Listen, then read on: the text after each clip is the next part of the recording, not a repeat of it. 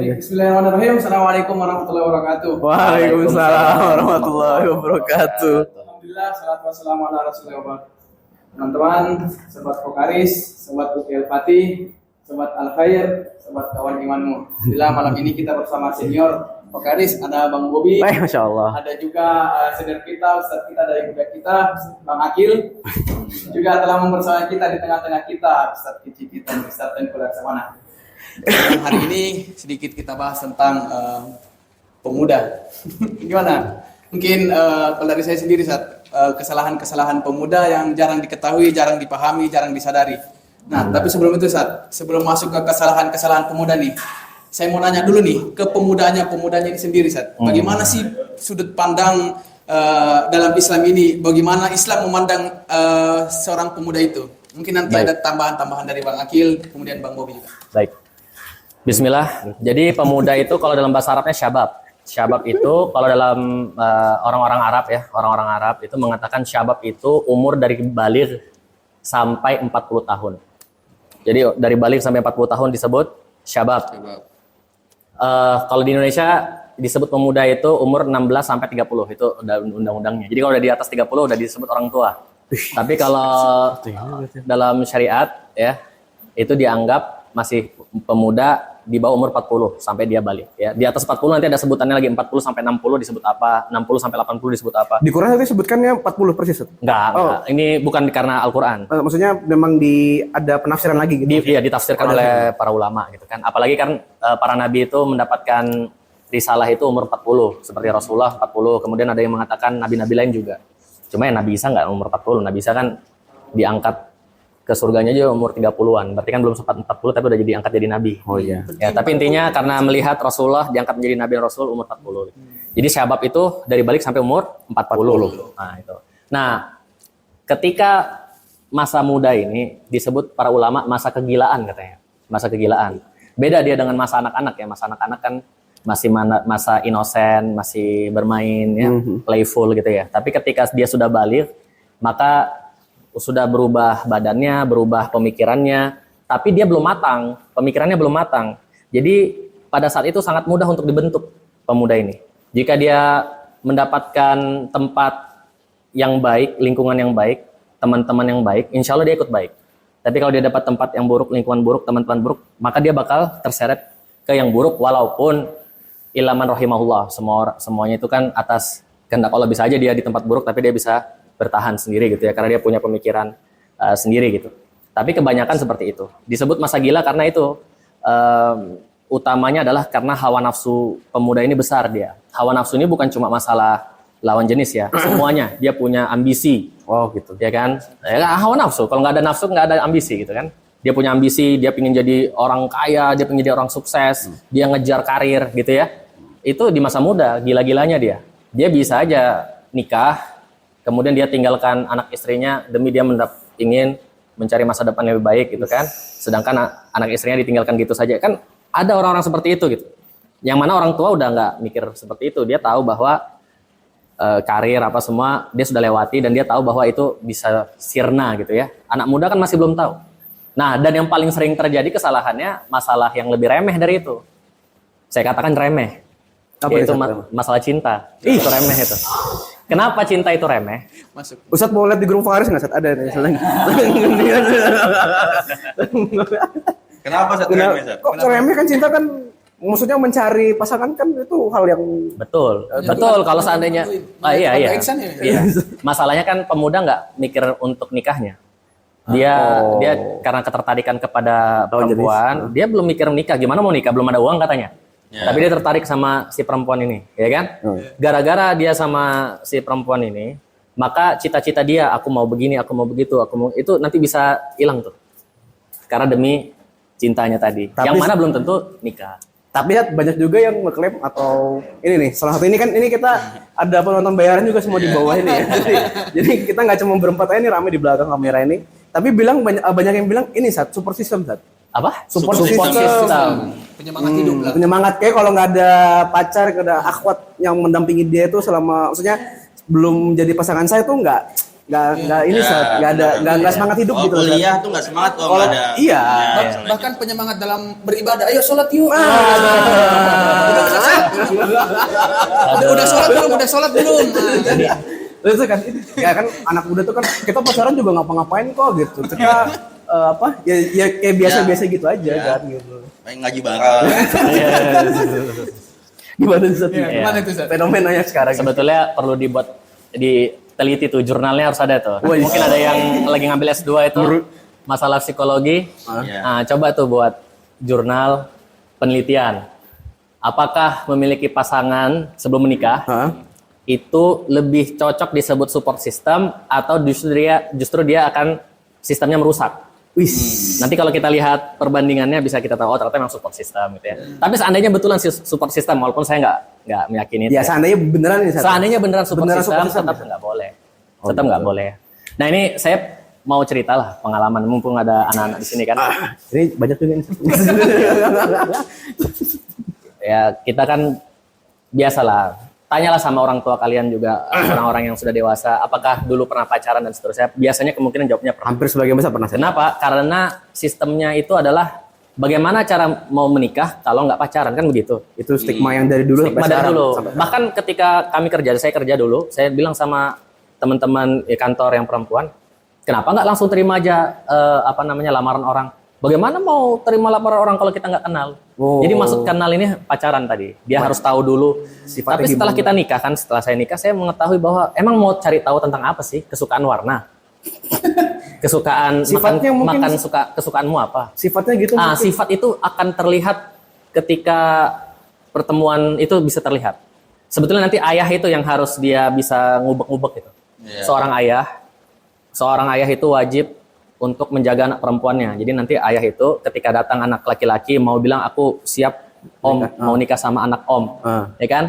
Jangan langsung diterima. Oh gitu. Jadi omnya bilang ini untuk bapak-bapak berarti nih. Oh iya. Bapak. Nanti bapak-bapak bilang kayak gini, ya sudah tunggu ya, kami pikirkan dulu. Yeah. Nah setelah itu bapak harus cari tahu tentang anak tersebut. Ya kan bisa aja dia datang pakai kopiah, ya kan? Jenggotnya sudah dibiarin panjang kan? Assalamualaikum. Terus Bapak pernah dengar katanya kalau ada orang soleh yang datang melamar, maka jangan ditolak. Kalau ditolak akan terjadi kerusakan di muka bumi gitu kan. Berarti terima aja. Nggak boleh kayak gitu. Karena kalau kita belajar fikih nikah, kita tahu bahwa ada namanya kufu ya, kesepadanan gitu. Intinya si ayah ini harus cari tahu nih, anak ini beneran solehnya, gimana latar belakangnya. Nah kemudian dia terima atau tidak terima seperti itu ya. Jadi sebetulnya simpel, karena kita lihat aja dari awal sudah bisa tuh ada klik atau tidak. Contoh, si anak perempuan mau punya cita-cita tinggi dia mau sampai jadi S2 misalnya. S2, S3, dia mau doktor, dia mau jadi profesor, dia punya semangat itu dan dia pintar, orang tuanya tahu. Sedangkan anak laki-lakinya datang, si calon menantu datang, nak nanti gimana ke depannya, apa rencananya pikir, terus anaknya bilang, saya lebih suka ya kemana angin berhembus, kemana air mengalir, kemana air Flow aja mengalir. Itu mau digabung sama perempuan yang punya semangat tinggi, itu bakal nggak akan bisa gitu kan, akan berat gitu ya, akan berat. Jadi itu ayah itu harus jadi detektif, dia harus ngecek apa semua. Nah jadi akhirnya kebanyakan kita nggak tahu, jadi banyak pacaran. Jadi termasuk saya pun pernah karena saya merasa gimana cara supaya nikah ya dengan cara begitu. Ya. Dan sama alasannya kan nggak ngapa-ngapain. Ya, lagi pula waktu itu LDR juga jauh. Jadi betul-betul jauh LDR. Iklan. Istilahnya terjagalah dari yang biasa terjadi gitu kan, terjaga ya. Sampai saya yakin pokoknya ini harus saya nikahi ini. Ini kayaknya orang yang ini nih jodohku nih gitu. Ya, karena mikirnya ini gitu kan, ini jodohku. Sampai akhirnya saya kerja waktu itu sampai 5 tahun sudah, dan bukan orang Indonesia, orang Malaysia waktu itu. Ya kan? Kita mainnya internasional ini. Siap. Internasional. LDR berarti 5 tahun nih, Sat? 5 tahun. Ya jadi maksudnya 1 tahun. Ya sebelumnya waktu itu saya kuliah di Malaysia kan. Sempat ketemu. Kemudian habis itu saya keluar ya kan, kerja di Jakarta apa semua, ya udah masih itu sama dia. LDR lah tadi, 4 tahun lah. Jadi kalau dibilang Islami, sangat Islami, orang kan jauh gitu. Dan dulu belum ada kayak WA, belum ada kan. Belum ya? Masih SMS biasa. SMS biasa ya. Ya kan. Jadi betul-betul lah, insya Allah terjaga pada saat itu. Cuma akhirnya saya ketika itu kan saya kuliah setelah di Malaysia saya ke Australia waktu itu. Nah di Australia itu kan terbuka itu jalan. Misalnya saya kerja di Australia bisa dapat. Dan saya udah pernah kerja di Australia, kerja biasa gitu, kerja beres-beres gudang, ya kan, tempat penyembelihan sapi, dan gajinya besar itu $18 per jam gitu. Nanti dapat per minggunya setelah dipotong pajak $450 per minggu. Besar lah. Wow. Apalagi kalau kerja full time gitu ya. Tapi saya tinggalkan karena saya pingin cepat nikah sama si perempuan ini. Di Malaysia ini. Kemudian pulang ke Indonesia. Cari kerja. Ya. Padahal sebetulnya saya kan dari IT. Harusnya selesai lulus kuliah IT, saya training lagi tuh 1 tahun training IT supaya mantap ilmunya kan. Kan ini kan cuma ya prakteknya betul-betul ikut. Waktu itu ada training gitu kan 1 tahun, tapi saya tolak, saya nggak mau karena saya ingin cepat kerja supaya bisa nikah sama si perempuan. itu. Akhirnya masuklah ke pekerjaan gitu kan, kasih CV, diterima di perbankan, nunggu antara CV sampai diterima 6 bulan. Ya, 6 bulan. Jadi kan 6 bulan nganggur tuh. Padahal kalau seandainya belajar di situ kan sudah dapat 6 bulan ilmu ini. Ini nggak nganggur nih karena waktunya tuh kayak sebulan sekali dipanggil. Interview nggak cocok. Nggak, masih sama dia. Sama si siapa? Si Bang ini. Jadi bulan pertama tes. Nanti bulan kemudian baru ada kabar. Ini masuk ke lagi tuh dia. Habis tes lagi. Bulan berikutnya baru ada kabar. Itu lama itu sampai 6 bulan. Akhirnya masuk ke manajemen trainee waktu itu. Manajemen trainee ini adalah di training lagi selama 1 tahun supaya jadi jadi banker jadi karyawan gitu kan. ya. Saya bilang tahu gini kenapa nggak langsung belajar yang benar. 1 tahun itu kan? Iya. Kenapa saya tolak? Karena ada si perempuan ini. Karena Jadi saya cepet-cepet ingin itu cepet nikah kan. Jadi akhirnya apa? akhirnya diterimalah sebagai karyawan. Dapatlah gaji lumayan besar kan. Ya. Saatlah kita pergi ke Malaysia melamar. Om, saya mau ngelamar anak Om. Datang sama pertama sama Saya anak itu.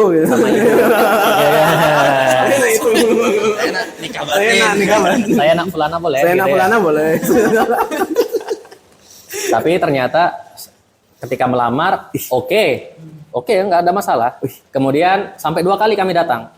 Tapi ternyata pas datang yang kedua, oke juga nggak ada masalah. Tapi kayak nggak ada follow up, nggak ngerti nih kok nggak ada follow up sama sekali ya. Sampai akhirnya saya telepon lah, setelah berapa bulan saya telepon, ibunya angkat. Ternyata ibunya pingin saya di Malaysia. Nggak mau, orang tuanya udah nggak ada, ayahnya udah nggak ada, cuma ibunya. Ibunya pingin saya di Malaysia. Sedangkan saya udah dikontrak di Indonesia. Kalau saya keluar, saya bakal bayar denda besar. Denda besar ya. Nah akhirnya saya bilang nggak bisa. Tapi dia nggak rela. Bahkan dia mengatakan, ya ada kalimat-kalimat yang bikin sakit hati lah saat itu kan. Saya bilang, ya sudahlah kalau kau nggak mau, aku sama anakmu, kamu yang rugi kan dalam hati begitu ya. Walaupun kita nggak ngomong gitu ya. Kelas. Nah itu kata guru kami dulu, kamu kalau seandainya nggak diterima kerja, jangan merasa, aduh aku pasti ada kesalahan pada aku gitu. Kamu harus meyakini bahwa kamu yang rugi karena nggak terima aku kerja. Ini. Sama juga nanti ketika ngelamar anak orang, nggak mau pak, om nggak mau sama saya sebagai suaminya si fulana gitu kan. Ya udah, tapi dalam hati berarti om yang rugi. Gitu kan? Ya itu Yang rugi. untuk naikin apa itu supaya nggak insecure gitu. Menghibur diri lah ya. Jadi akhirnya apa? Gak jadi nikah sama dia.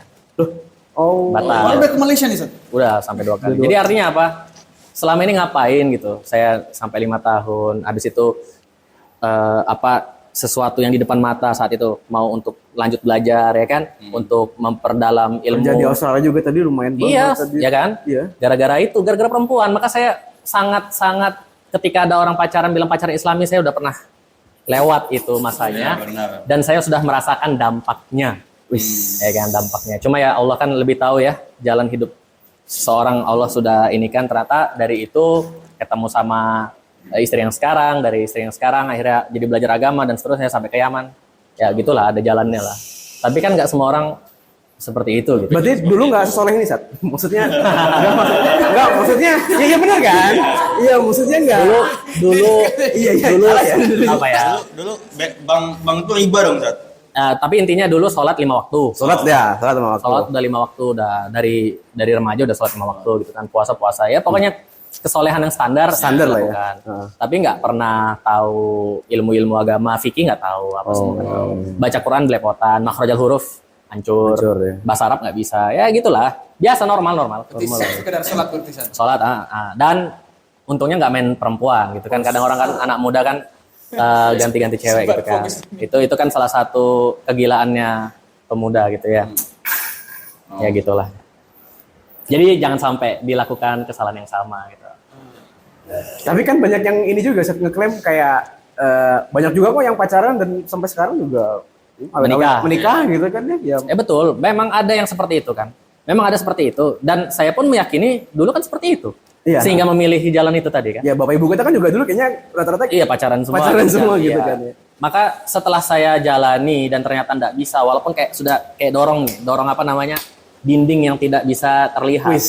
Kita sudah berusaha sekuat tenaga sampai om saya bilang satu aja jalanmu supaya bisa nikah sama dia. Apa om? Kamu bawa lari dia. Wah, enggak mau kayak gitu saya bilang. Nah, ini nasihat apa ini? Nasihat apa ini? Nasihat apa ini? Kan dulu om udah lewatin itu. Punya tante om bawa lari. Iya. Ya, kita cari yang jalan yang akhirnya yang lucunya apa? Yang menarik sekali adalah saya ingat banget itu. Karena sudah tahu nggak bisa nikah sama dia kan? Ya. Kecuali nunggu selesai selesai itu semua. Akhirnya ibu saya bilang, "Udah kamu mau nikah nggak?" "Iya, saya mau nikah sama. Yang penting saya nikah gitu kan karena udah waktunya udah nikah, udah punya uang kan?" Dan biasalah namanya anak muda pingin cepat punya pasangan hidup. Tapi saya sarankan kalau kalian punya cita-cita yang tinggi jangan nikah dulu. Kejar dulu cita-citanya baru nikah. Jadi misalnya umur 28, 30 baru nikah. Jangan cepat-cepat 24. Saya 24 waktu itu. Pas bang. Berapa bang? Ini kemudahan ini Nggak diterima. Walaupun ini kemudahan ya kayak istri saya masya Allah ya, kan dia support saya belajar apa semua. Tapi saya melihat banyak orang yang nggak bisa. Jadi misalnya ada yang keterima di Madinah 3 bulan pulang. Kenapa istrinya nggak bisa ditinggal? iya. Yang kayak gitu-gitu banyak ya. Nah, akhirnya saya bilang sama ibu, ya saya ingin cepat nikah, tolong dong carikan. Boleh kata ibu saya, tapi kamu harus putusin dulu dong sama yang di Malaysia ini. Kenapa kamu masih sama dia gitu kan? Akhirnya saya ingat banget itu, kan merasa nggak enak tuh, merasa aduh nggak enak sama anak perempuan ini kan, anaknya orang nih kita bakal sakiti hatinya. Ibu saya di samping, cepet ngomong sama dia. Itu di bulan Oktober tahun 2010. Hafal Zat. Hafal. Karena apa? Karena 3 bulan berikutnya Oktober ya karena awal-awal Oktober. Bukan 3 bulan berikutnya. Oktober tanggal 8, tanggal akhir Oktober tanggal 28 itu ketemu sama istri saya, ta'arufan. Jadi dari pacaran yang 5 tahun tadi itu nikah sama istri yang sekarang itu jedanya cuman jadi tanggal 28 ta'aruf, kemudian setuju, sepakat semua, oke. 3 bulan berikutnya langsung nikah. Secepat itu langsung bisa move on langsung. Iya. Move on. Wih. Kita laki-laki move on. Enggak, tapi salah move on nih. Itu bukan rebound ya, bukan rebound. Tahu rebound? Rebound tuh maksudnya Rebound karena nggak ya rebound kayak ini kan bola kan, bola basket kan. Jadi mantul dia karena nggak dapat itu langsung sama ini. waduh. Kan kayak gitu.